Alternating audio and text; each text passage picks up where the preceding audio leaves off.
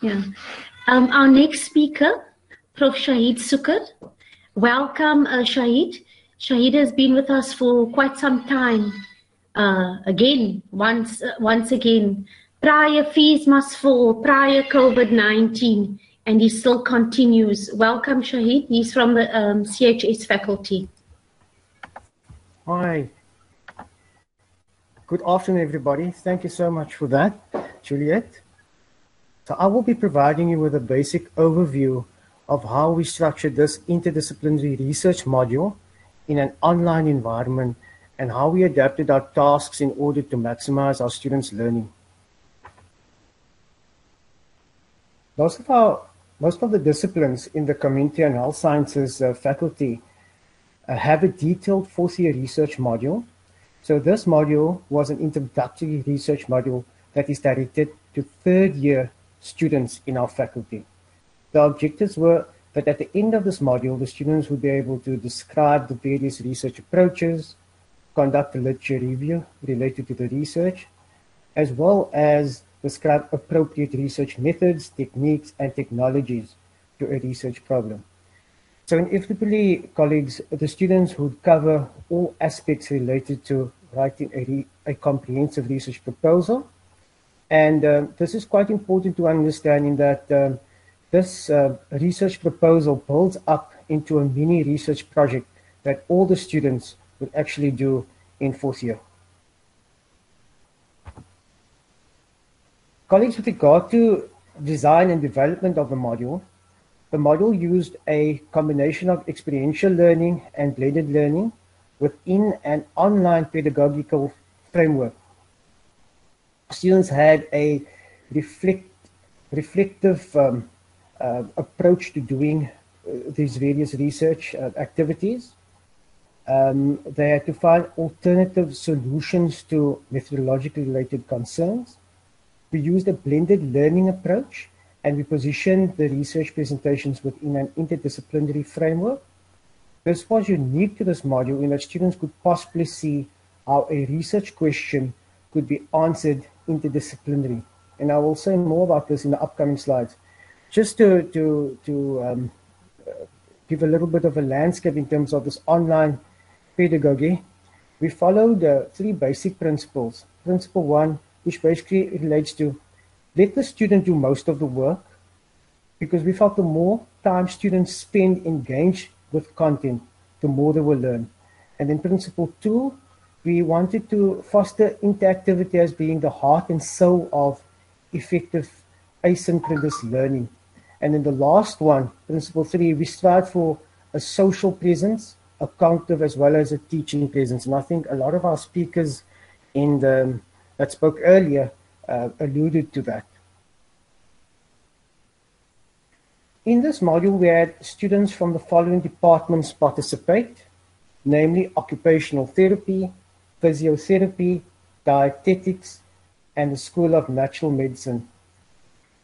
Online lectures were presented on eCanva using a combination of discussion forums, BBB online lecture slots, and we also utilized the Google Meet online platform. Students were provided with pre-reading material, and they had to actively engage with this pre-reading material before the morning question and answer sessions. At this point, I want to state that all lecture material, which consisted of narrated PowerPoint slides or slides with detailed speaker notes, were placed on the eCanva system 4 days before the lecture commenced. And we felt that this was quite important in that it enabled students to actually download all notes and save it on their laptops, just in case they had connectivity or load shedding related problems. This was actually quite important.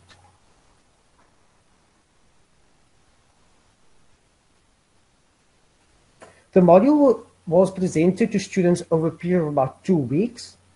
They were informed that they needed to place all questions that they had pertaining to the day's lecture on discussion forums. And I will show you what this discussion forums looks like a little bit later as well. So students had to come prepared to the question and answer sessions in the morning.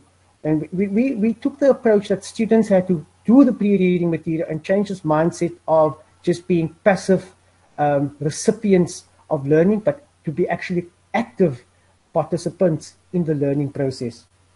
From 10 to 11 a.m. in the morning, one of the presenters would then provide a summary of the overview of the most important points linked to the academic work of the day, and students were then allowed to ask questions. We found that most of the students preferred to have the presenter provide a full-on lecture and not ask questions, but rather pose questions during the tutorial sessions, which was from 11:30 to 1 p.m. At first, we thought, oh, should we like force the issue in terms of getting students now to really ask questions? But then we then just flowed with the process, and we had our presenters just give a very critical overview of the lectures, so that most of these of the critical aspects of the actual lectures is covered within the time slots. The students were then expected to engage in the group work with their specific work or assignment groups in the afternoon, and we weren't very prescriptive. We indicated that they could use WhatsApp, they could use Skype, they could use Google Meet, whatever platform was suitable for them. I hope that you can see the slide on your side, but this slide represents an example of the course outline, and you can clearly see the session slot, the work that will be covered in that session slot, as well as the lecturer responsible for teaching. So what I'm going to do now is I'm going to just toggle quickly out of this slide, and I'm going to go on to the ICAMBA website. I hope you can see it. So this is just an example of what the discussion forums looks like. So here you will see for lecture 1, and in lecture 1 we focused on, let's just say, interprofessional education, and there was a focus on introduction to research in health sciences and research approaches. So how we designed this is we had lecture 1, we had questions, we set up this question, let's just say titles linked to each topic for the day, and then students would place their specific questions under each one of these topics. And then the lecturer was concerned, here we could see we had quite a few lecturers who would then answer the questions related to the particular topic area. And I'm just going to scroll down to show you here. We had a very nice interdisciplinary mix of presenters. We had Carlton Cook from the library as well to a presentation, Dr. Phillies from the Interprofessional Education Unit, and then there's all the lectures on various disciplines. I'm just starting down so that you can just have a look there, what it looks like. And this actually proved to be very useful, particularly for students that couldn't access the lessons during the day. They could actually catch up at night with their night data, etc. Yes, I'm going to go back into the presentation now.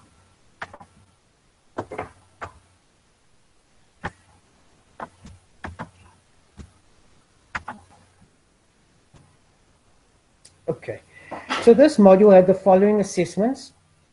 It had a group PowerPoint presentation on a particular research topic, such as HIV/AIDS. This year, many of the students chose COVID-19 as a theme. And also there was a formal group assignment that was actually a research proposal that they completed. And this is actually quite good because they completed a full-on proposal within a period of 2 weeks. And if you think about our honors and our master students, usually takes months before they get the research proposal complete. So that was quite good.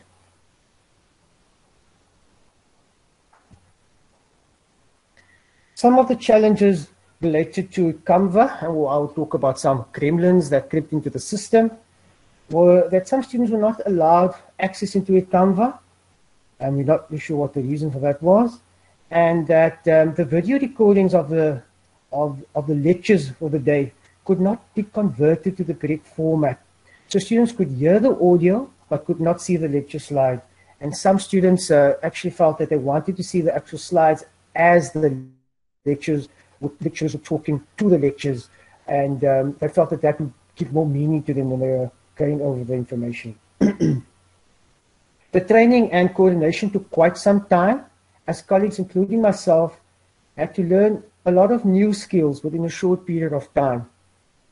Then most important is the fact that we could not have students work in interdisciplinary groups, as this was very difficult to coordinate in an online space. And colleagues, as you know, this the way this module was designed over the years was to have students from dietetics, students from physiotherapy, students from occupational therapy and natural medicine interact and develop real research-related solutions for interdisciplinary type of problems.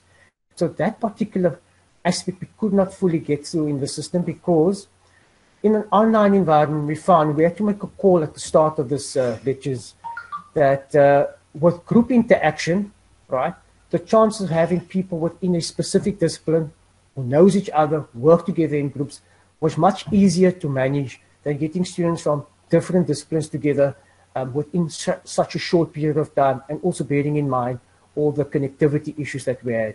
So we had to make a call rather to present the modules interdisciplinary, but to actually do the tutorials and the assignments disciplinary. So we had a lot of successes. I think that our successes outweighed the challenges.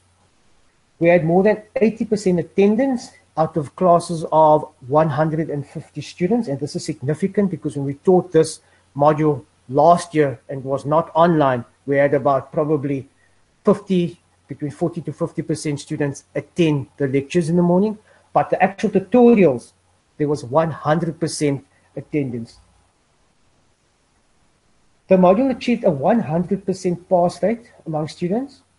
And finally, the module allowed students to actually reflect and integrate complex research-related concepts. I think, colleagues, you will agree with me that teaching new research-related concepts to students for the first time is not an easy thing, and to help them integrate it. But I think with the reflective practice that we try to instill, this helped a lot. Some student feedback.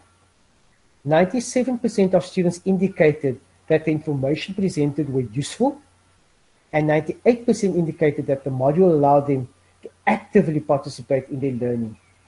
Then one particular quote from a student which I thought was significant, and I'm going to say this.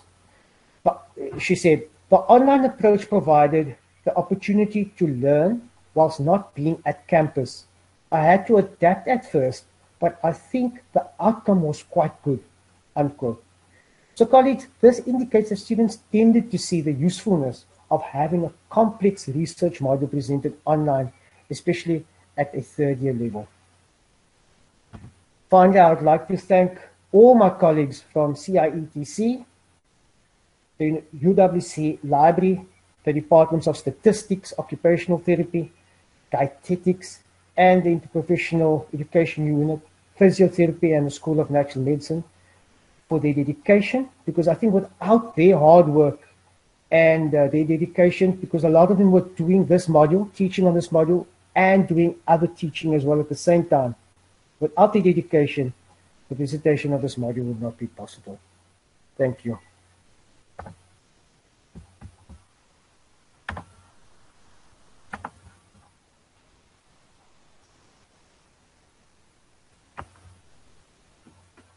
Thank you so much, Shaheed. And thank you always for your commitment and continuously encouraging colleagues in your faculty as well.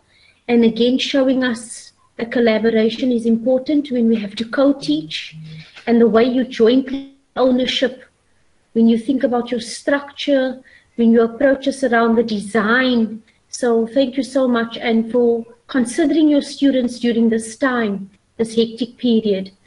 And we will continue to support you. Thank you, Shaheed. Thank you, Julia. Thank you.